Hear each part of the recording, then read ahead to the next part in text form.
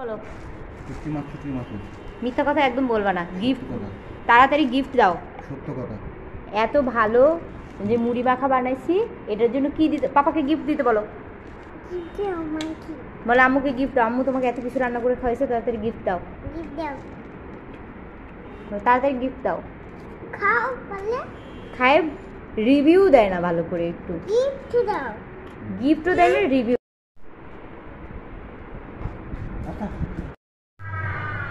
মশলা ready.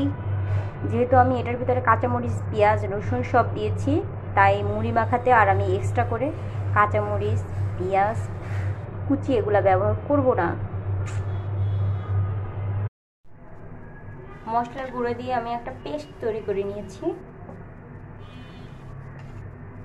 ও আচ্ছা, অবশ্যই সরিষার তেল ব্যবহার করলে একটু বেশি ভালো, কারণ সরিষার তেলের ফ্লেভারটা মুড়ি মাখার জন্য অনেক মজার।